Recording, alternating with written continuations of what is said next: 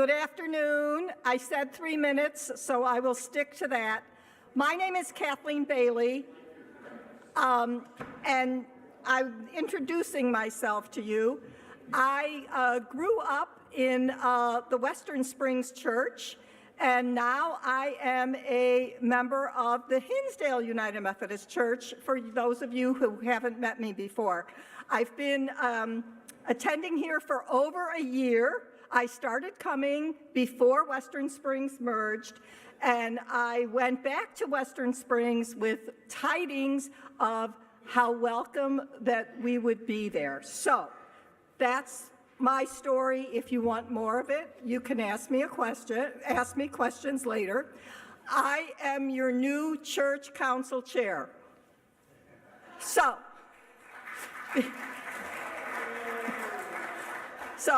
be patient, explain things to me, teach me. I'm willing to learn, and I'm enjoying being with all of you, as are my friends and family from Western Springs. I asked Paul Iden to open us with prayer, and so let's go.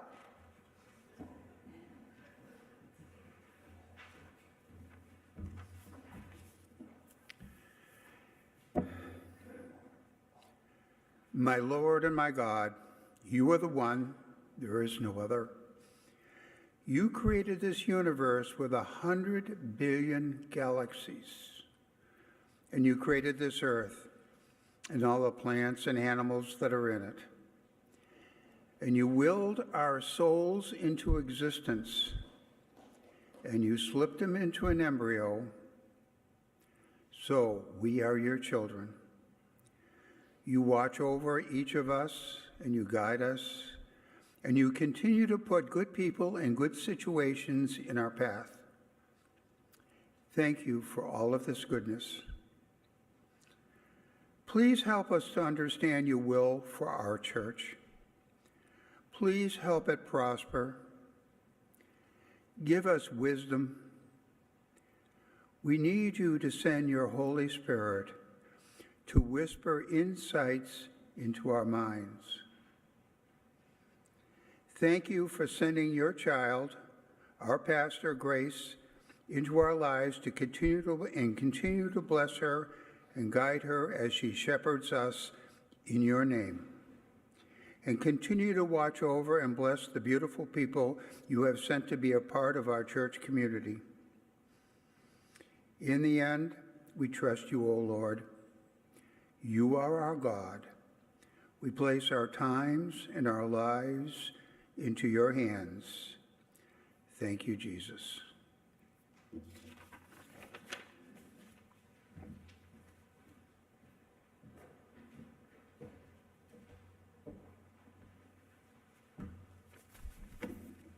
If everybody got a presentation, people came in late, sit in the back rows, you people. Lennox, you want to?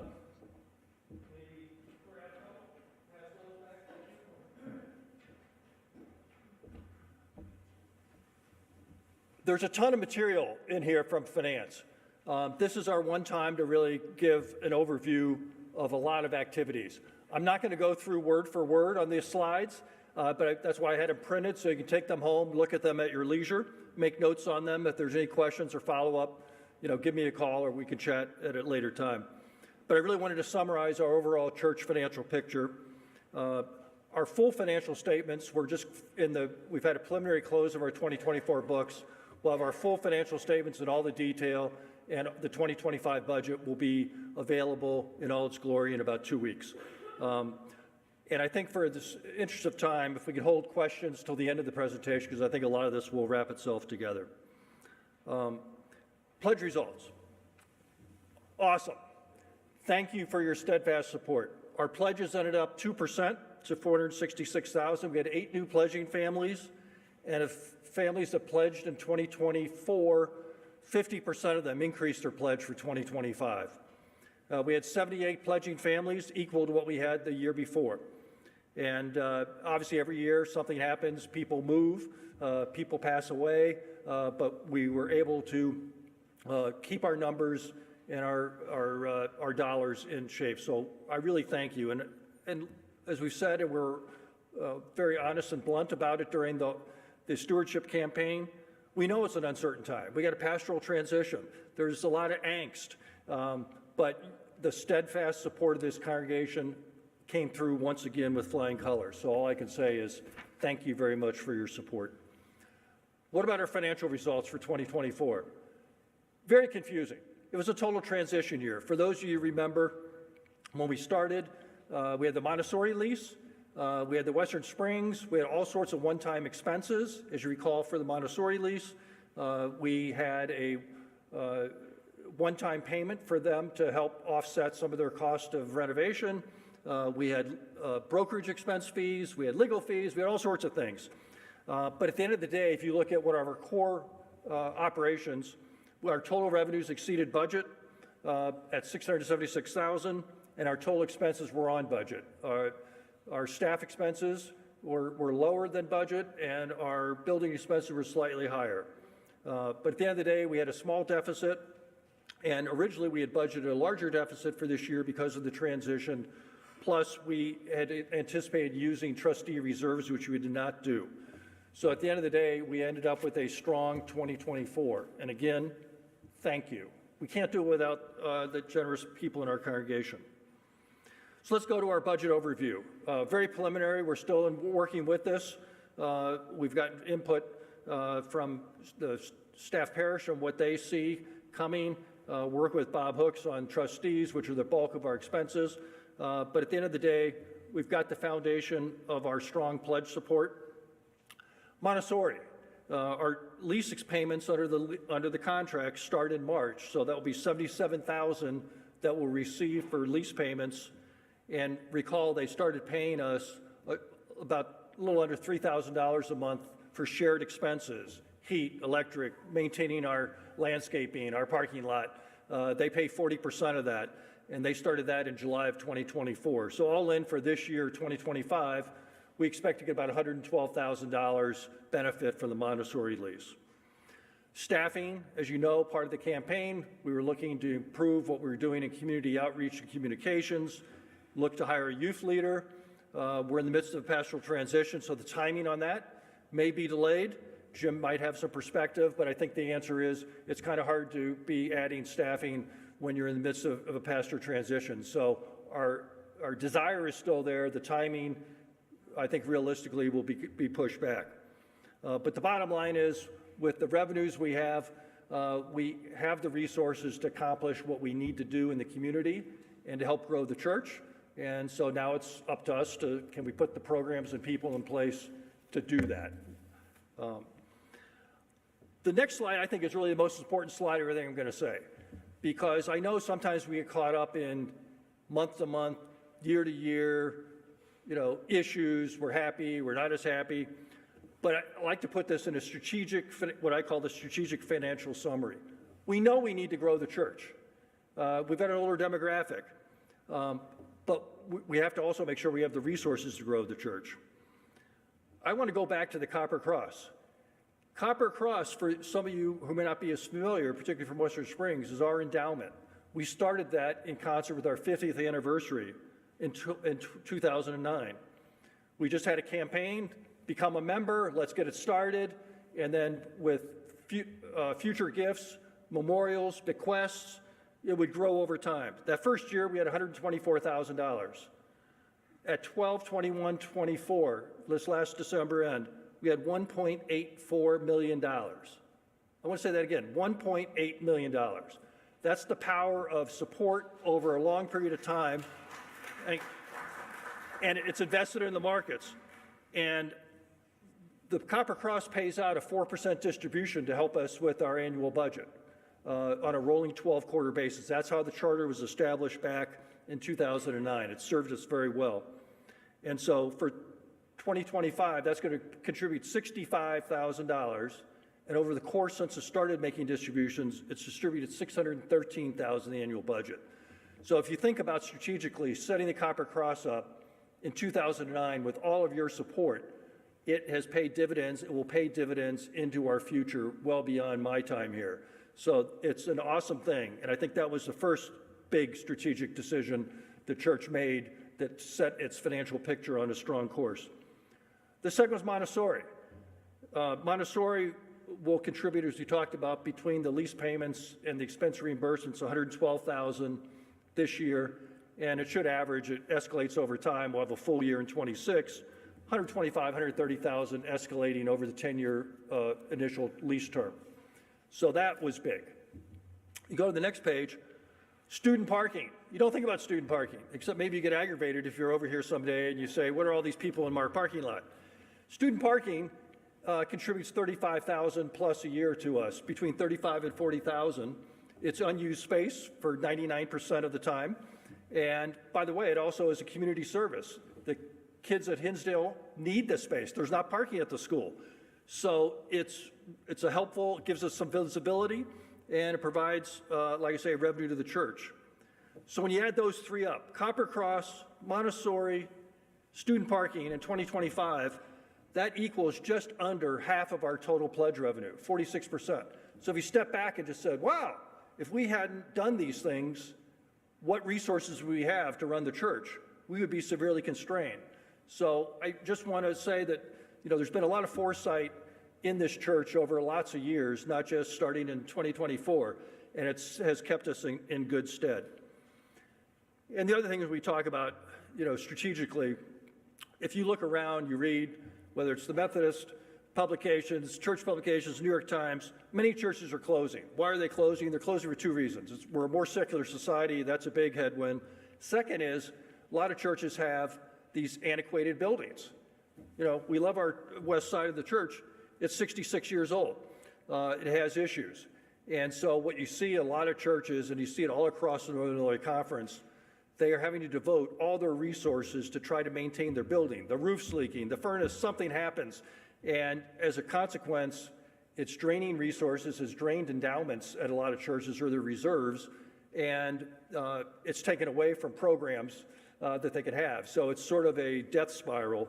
We were proactive, and I think on the Montessori, and I give Pastor Young-Mi a lot of credit. She just said, we've really got to get moving on looking at the space. We talked about it for some time, but when we put our task force together, and it took a lot of years. It took years by the time we retained a consultant, we went out and brokered it, we marketed the space, negotiated the space, but at the end of the day, having a smaller footprint, less maintenance is going to give us financial flexibility to invest in what we want to invest in, which is people, programs to serve the community and the larger community. And the last thing I'll say, Western Springs.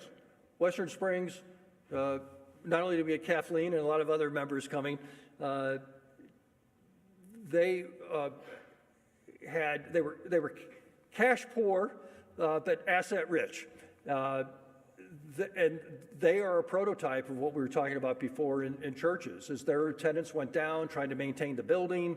It hurt their revenues, and that led, obviously, and we're grateful for the merger, but they brought with them reserves. So they had sold a parsonage earlier and invested it with the United Methodist Midwest Foundation, $317,000, which when we merged, for those of you who remember in our merger agreement, unanimously approved by both churches, that went to our trustee reserves. And as we've got their building on the market to sell, which I'll talk about in a second, by the time we get through this, I think in the next couple of months, our total trustee reserves are going to be about $830,000. So that's going to keep our building in shape, and we're not going to have to be diverting resources from our staffing and programs to maintain the building. We're going to have the resources to maintain our building. Montessori. It seems so long ago. We signed our lease in May of 2024. They did extensive demolition. It's basically a gut rehab. You can't really go in there now because it's a total construction zone. But at the end of the day, they did environmental remediation. They took every piece of asbestos out, flooring, walls, everywhere, took it all the way down to the studs. They put in a new rooftop HVAC system about a month ago, so the window air conditioners are out. It's totally gutted, so now they've gotten their building permit and they're in the midst, full swing of construction. but that's delayed their opening. So where they were originally hoping to open around now, sometime in the first quarter, they've decided they're going to wait and open in the fall of 2025. Under our lease, they still owe us their payments starting in March. Never say never of somebody coming back to renegotiate, but that's what's in our contract. It's going to be a beautiful space. It's not really my place to publicize how much they're spending, but I'll tell you it's well over $500,000 to renovate that space. And it's going to be gorgeous space with classrooms. Some of you may have noticed on the far west wall where we had the Methodist Flaming Cross, which is down, it's only down temporarily. They expanded the windows because they wanted to have light coming in. They have a children's reading area right where our old altar was. That's the kind of attention to detail they're putting into the space. I think it'll be exciting, give us a lot of visibility in the community, and I'm really looking forward to it. Sam, could you go back, you missed the church property sale? Okay. Can we go back to Western Springs church property, Sam? Thank you. We have a signed contract to sell, subject to village approval, subject to negotiations and documentation between the village and the buyer. We've been through 2 hearings. Jerry attended one of them through the Plan Commission, the first round of the trustee meeting. What's the reality? The plan is it's a developer who's going to develop it into 3 single-family homes, so the church will be demolished. That's sad news on one respect. As we went through with our friends at Western Springs, when we first talked about merging, it was recognized that was going to be the highly most probable outcome. Our friends at Western Springs had already kind of gone down that path, felt that was the most likely. We had negotiations confidentially with the school district who had used the space before. At the end of the day, the school district got nervous about the level of renovation that would have to be taken to make the building usable. They also looked at tearing it down themselves to build something new potentially. And at the end of the day, when they had their building architects and consultants go through, they did not want to make an offer. We had a very good dialogue and relationship, but they just said, you know, if everything falls through, come back to us. And the price they quoted was a very, very low price, well under what we're talking about. So whether they could have maintained the building, don't know. Their estimate was it would cost $750,000 just to renovate the first floor to make it usable for temporary school space. The one thing is we had hoped, and we're not disclosing the price because we've got it on, we're under contract. The contract hasn't been made public. And all things real estate, for people who have dealt in real estate, it's never over till it's over, till you close at the title company and get your money. Our price is going to be less than what we had expected. And what's the reason? The same sort of reason we just talked about with the school district. Under Cook County law, when you demolish a building, you first have to remediate it environmentally. So the idea, well, it's got asbestos and all sorts of other issues, we don't have to worry about it, we're just going to tear it down. It doesn't work that way. So first you have to have an environmental study done, which has been done, 150 pages worth of taking samples everywhere in the building. Our buyer under contract shared everything with us, got 5 bids, very detailed, including the one we recommended that did the Montessori work, so we got to know them pretty well. The minimum bid to do the demolition and remediation, when you added them all up, was a little over $500,000. And by the way, there's an underground storage tank that has to be removed as well, which until you dig it up, you never know exactly for sure what that's going to be. There's some estimates in there. And the higher end was about $600,000 to do the remediation. So clearly, that's a price that's going to be paid out of our pocket to a large extent. That was a big negotiation because the land is worth what it's worth. And in fact, they went back and said, if you don't like these numbers, we got a better idea. We'll just agree to buy it. You church, demolish it and give us a clean land, and then we'll pay you $1.2 million for the lots. Obviously, the church is not in the demolition business, although Bob Hooks loves everything building-wise. We're not going to undertake asbestos remediation, demolish, and put the $500,000 or $600,000 up to get from here to there. I think it'll still be a good transaction for us, and I'm hopeful that we can get that closed in the first quarter of this year. We'll know a lot more. We have another village meeting, and the village and the developer are in the final stages of negotiating an agreement. The right-of-way will be redone. That's another cost for the developer. They're going to, for those of you who've driven by, the head-in parking, who wants to have a single-family home with people parking right into your living room. So that's going to be redone at the developer's expense, redo the sidewalk. There's a lot of things. So in any event, I think we're well on the way. I cannot ever guarantee that we'll close, but I feel we have a honorable buyer, and we've done a boatload of work. And I mean, there's been, like all these things, hundreds of hours and lots of negotiations and ups and downs, but I think we're in a good place. Thanks for catching that, Karen. All right, let's go to the potential basement. This is in the way too early to talk about stage, but I know people always grab me and say, what are we doing about the basement? We need this space. We want to serve. We want to have memorial lunches, and we have dinners, and we would. So the answer is, I will be honest. It was the last thing on my agenda. I just spent 2.5 years of multiple hundreds of hours to get rid of the west half of the building, so we didn't have to maintain new space. So it was not something that was high on my list. However, I understand there's a need. We've lost our large meeting space in Fellowship Hall and our ability to serve. So I think everybody's agreed we're not going to recreate a big kitchen. We're going to have a serving kitchen. We want to have space. Pastor Grace, when she was looking at her strategic plan in the fall, met with a number of us, really felt it was important to have a big open space, particularly to let parents, children, and youth be together, have programs, parents there. So in any event, that's what we're looking at. It is way too early to know what's going on, but I didn't want to have this session and not go through it. We had Dan Saavedra, who is the architect that built the sanctuary, come by. Bob Hooks and I walked through with him. Of course, they've got all the diagrams on their computer systems in their office. When we built the sanctuary, it was designed with the basement so that we would have the opportunity to finish it at some point.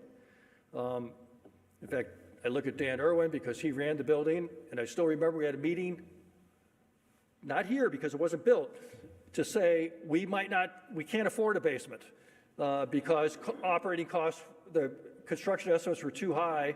And when we finished the meeting, Dan had estimated it'd be $180,000 to add the basement in. And we had one member call us and said, you can't build a church without a basement, and wrote us a check for $180,000. I mean, that's the kind of support we've had in this congregation for decades and decades.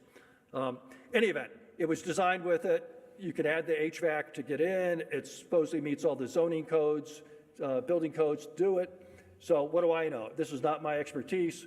But we are expecting to get some conceptual drawings in the next couple of weeks, and that will lead to getting a group together to see what we want to do and is it feasible. So again, it's way too early, but I didn't want to have this meeting and say, I forgot to tell you about that. So it's being looked at, and importantly, cost-wise, I have no idea what it's going to cost. When I asked the architect, he said, I'm not giving you any numbers. When we get the designs, we'll have some brackets around what pieces might cost, and we'll take it from there. But again, speaking of generosity of our church, I had a phone call in the fall saying, the United Methodist Women, now Women in Faith, they really think having, a serving kitchen and an area is very important, and, I will contribute $200,000 to if we want to do something on the basement. And so I have that commitment, and we will see. I asked, are there any restrictions that we have to have something or not something? And the donor said, no. Zed, we trust you. We trust the church. Whatever the church wants, there's no preconditions on this gift. So again, I have no idea whether we're going to do it. I have no idea what it's going to cost, but we certainly have an important head start with that generous gift. Okay, last thing, apportionments. Now, how many people were at the church conference when we had it in November? Okay, so you're kind of familiar.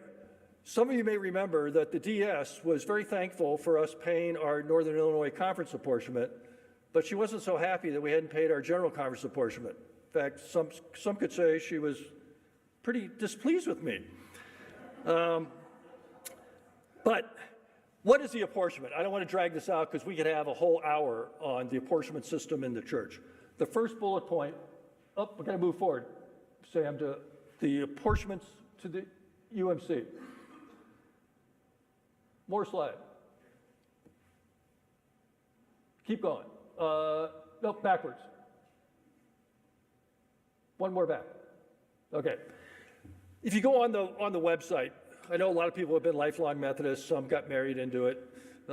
Some just came here.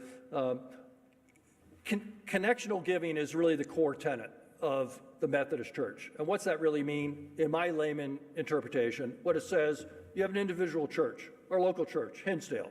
We're part of a bigger connectional system, the overall Methodist Church. And so the idea is the local church supports the overall Methodist Church to do good work, both in our own conference, the Northern Illinois Conference, as well as globally. And the way your apportionment's calculated, it's based on your financial picture, and real directly, it's a very complex formula, but it is really driven by what do you pay your pastor, how much you spend on your building expenses, and your total operational expenses, and how many people do you have. And the logic, which took me a while to really get it, the logic is kind of simple, which is the more money you have to pay for an expensive pastor, the more money you have to have lots of programs in fancy buildings, then you should be able to have more money to support the connectional system. That is sort of it in a nutshell. So small churches pay very little, large churches will pay more.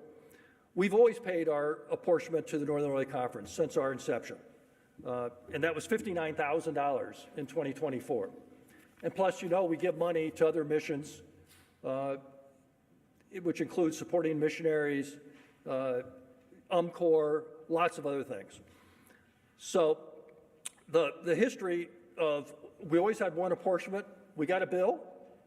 Pam Roglish pays it dutifully monthly, and we're 100% paid.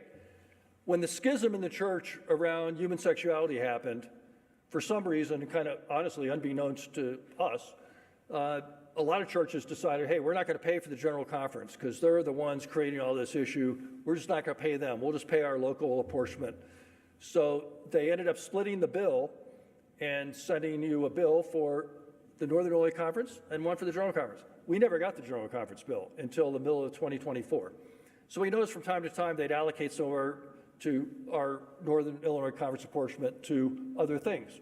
And I called up the person who runs apportionments. I said, we give you the money. If you want to do something with it, it's okay with us. But just want to be clear, we're paying our Northern Illinois Conference apportionment. He said, no, we got it. So in any event, what unbeknownst to us, the General Conference apportionment for 2024, so last year, they had assigned us with $17,000, which we paid zero. And we were not planning on paying, and we never got a bill until about the middle of the year. In any event, wasn't budgeted. We didn't pay it.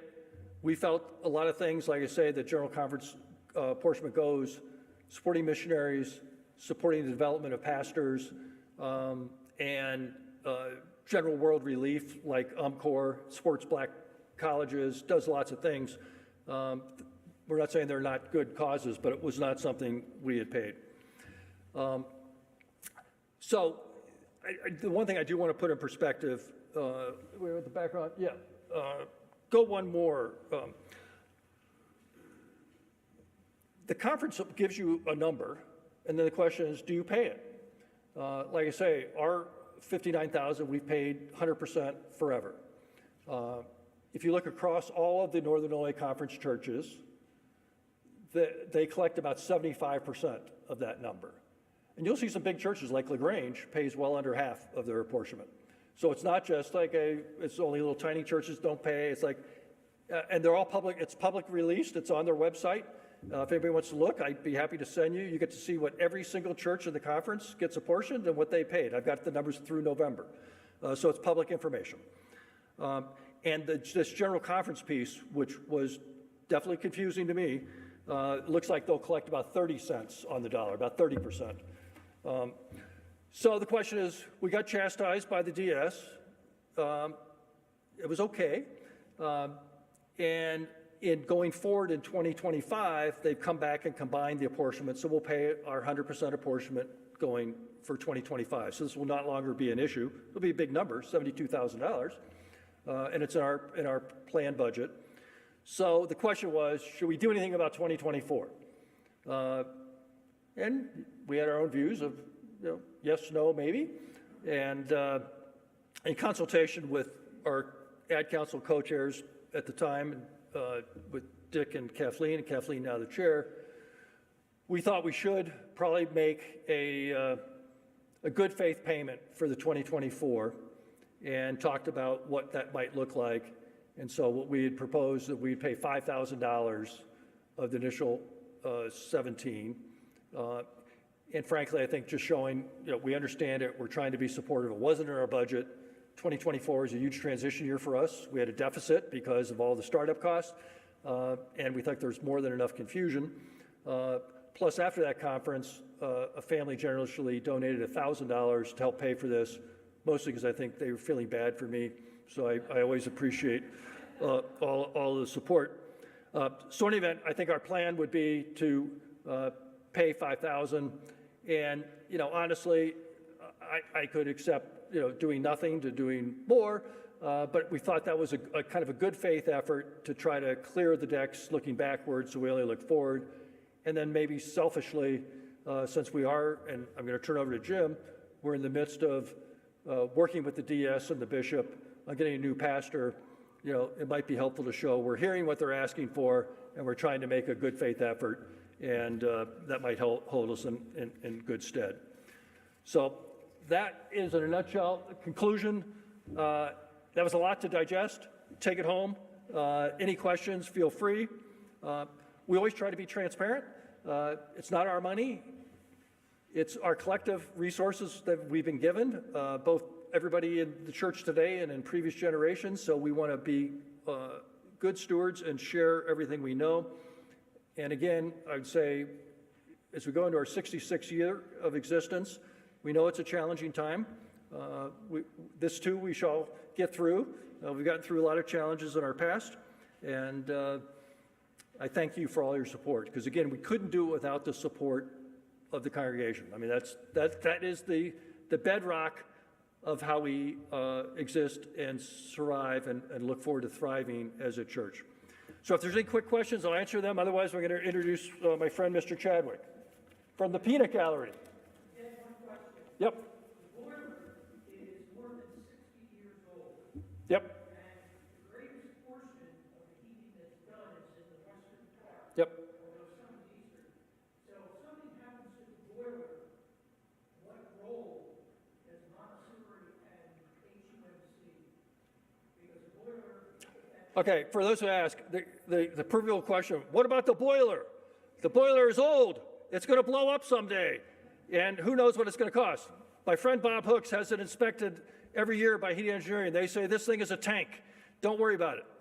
But your answer contractually, we are responsible for the first 5 years. So we're about, got 4.25 years left. After that, it's Montessori's responsibility. Because, of course, they looked at it and had their people look at it and say, yeah, who's going to take this potential liability? Bob, do you have anything you want to add on that?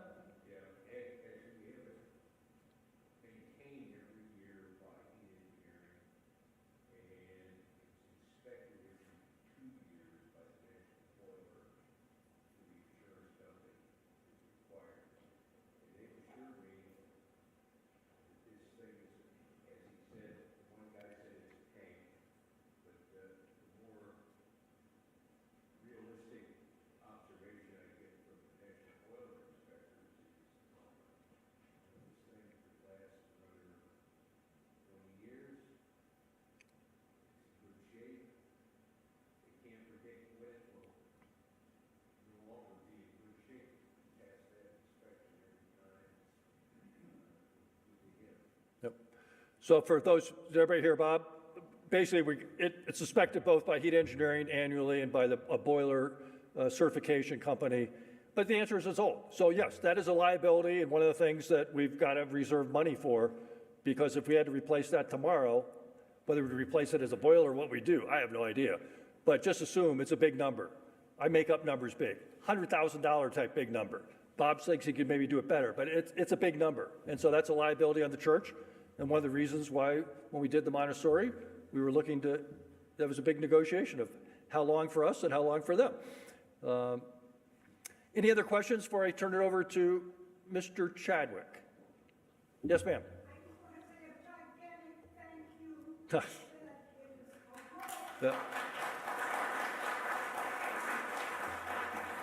Thank you, and thank you all. Yeah, it's been a lot of work, and I'll be looking forward to doing less work over if we get by the next couple of months. All right, Jim, and as all of you know, Jim's brother passed away right before Christmas and memorial service. He took over as chair of staff parish officially January, but was working during this whole time period. So we owe Jim a really special debt of gratitude in a tough time, and he's the right person for this job. I'll tell you, 100% assurance to run staff parish when you're in a transition period. We could not have a better person to do it. So with that, I turn it over to Jim. Thank you.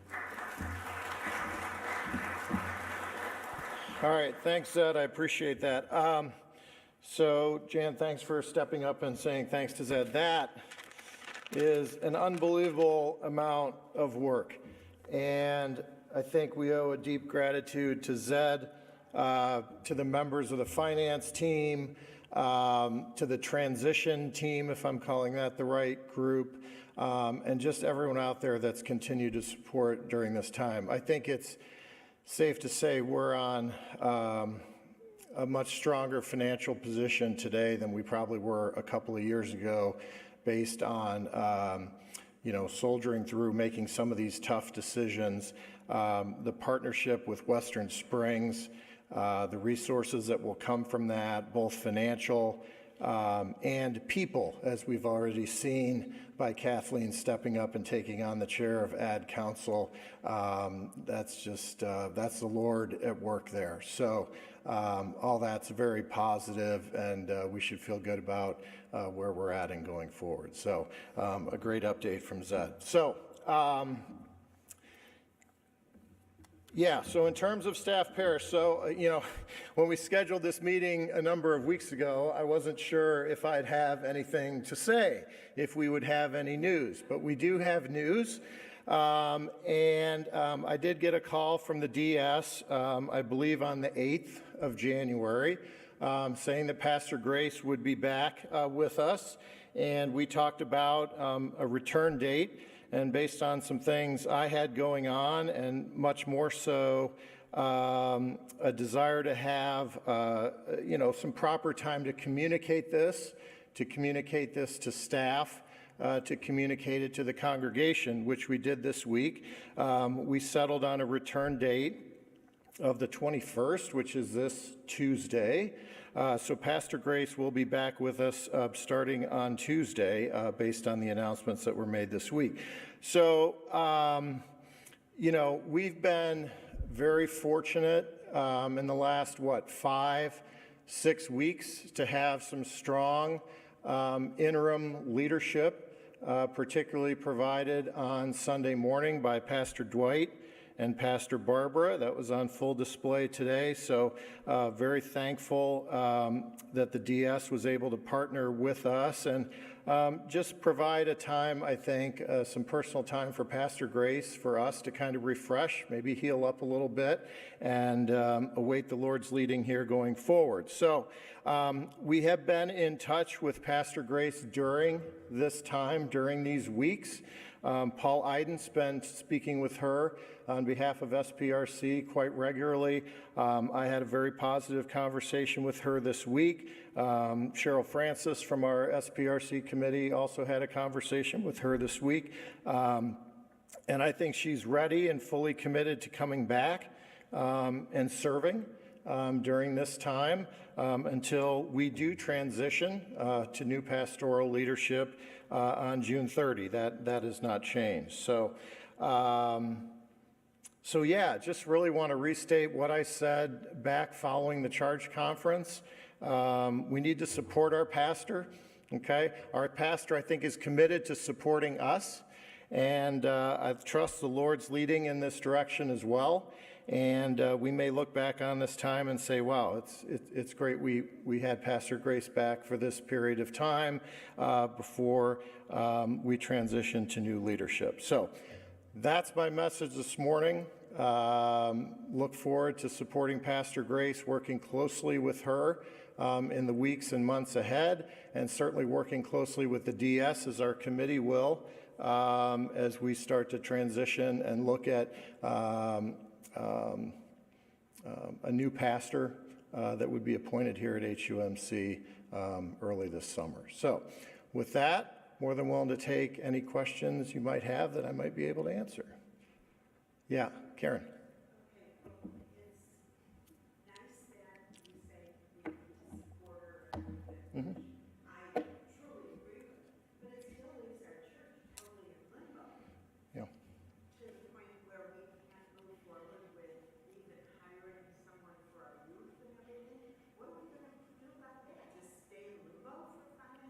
Yeah, well, as I said, I don't think we can afford to stay in limbo. I don't think that should be our mindset, and we're going to make decisions as we can make decisions. I think it's, there might be some decisions we'll decide we do need to wait on. There may be some that we don't, but we need to stay on mission as a church. We can't totally hit pause for 6 months. So we've got, I think, some positive developments going on with these fellowship groups. I think that's going to help us internally, help us connect, give us mission opportunities, give us connection.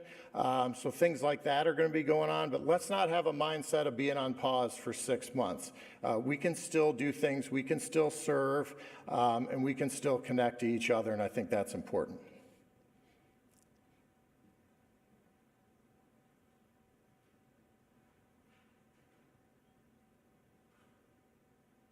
Anything else? All right, we can do this. It's going to be all right. We can do this. Let's be in prayer for everybody, our church, and for our pastor. We can do this, okay? All right. Any questions going forward, you can reach out anytime to me or to a member of SBRC. Thank you so much.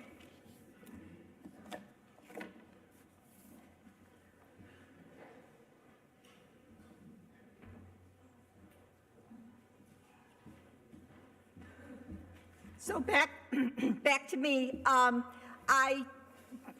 There is a report from the nominations committee, but you do not have a copy of that.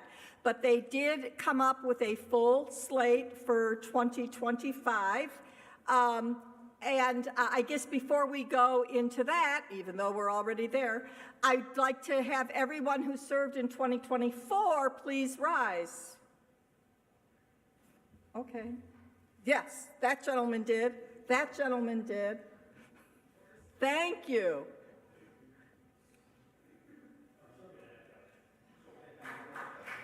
So thank you for your service, and you've all done a wonderful job. I will get out the nominations report in an email this week, and please let me know. There were some changes, and some things stayed the same. So if there is an error, please look it over and let us know if there is an error. A lot of things are remaining in place as we go forward, and I will get that out to you. And then, let's see, going on, sorry about that. So I think, I'm trying to cut this short. Oh, I know one thing that did come up just today, and it is not on the agenda, is there was discussion at the meeting, I believe the church council meeting in October, about that we should probably go through the church rolls. And so that's something that will be going on as we go through this portion. And that's something that I think we can take with us. We're still the church. And it's good to have leadership. We need leadership, and good to have spiritual leadership. I know in my years of being a United Methodist, I have always looked at as we're the church, and we're very grateful and in need of the spiritual leadership of our pastor. But if there's a deficiency or a lacking there, where we haven't been with Grace through our whole holiday time, et cetera, then we still were together, weren't we? We still were the church. So I believe that we can have that spirit, and we can go on, we can make decisions, and, to address, I don't believe we're in limbo. I believe we're just in a time of learning, and learning even more than we ever wanted to. So, I don't know if there's anything else, and I know we want to get out of here. Oh, go ahead. I just want to say thank you to Dick Kingman for all the years.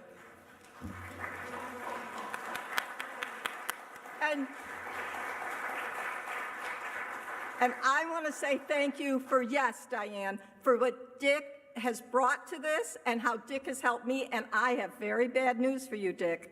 I have your phone number and your address.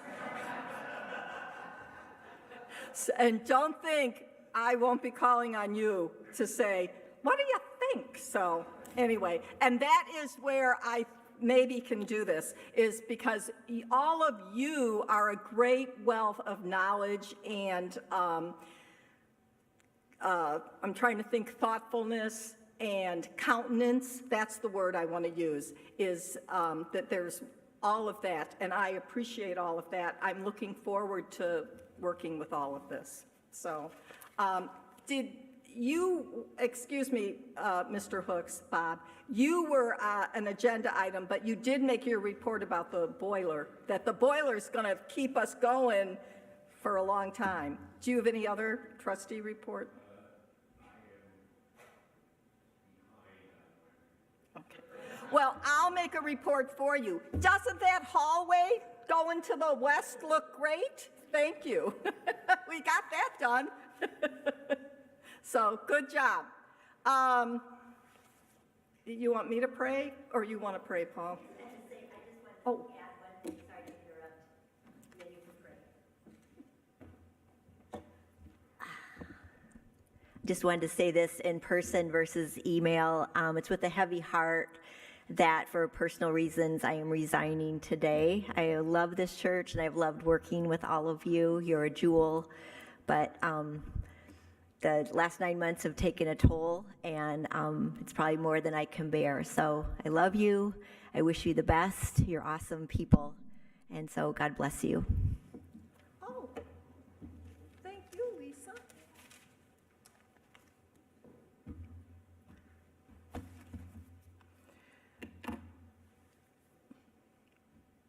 Well, I've been in Sunday school with Lisa a little bit, or children's church. I always call it Sunday school, but it's children's church here. And she's worked with those children and did a nice pageant for us. Thank you, Lisa.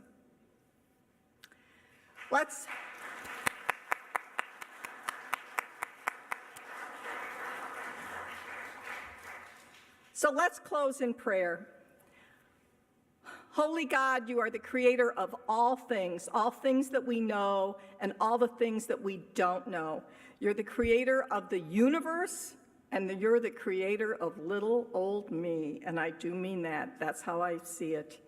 And we are so blessed that you have made your presence known to me and to all of us here in this room who are able to share a love for you and a willingness to serve you and a willingness to know you better and to know your world and all that you have created. As we leave this place, may we take what was heard here and learned here and consider it and hold it in our hearts and show the world how we want to Exude it to all the rest of them. Let us be mindful of that you're always with us. Let us feel your presence and know that you are leading us. Amen.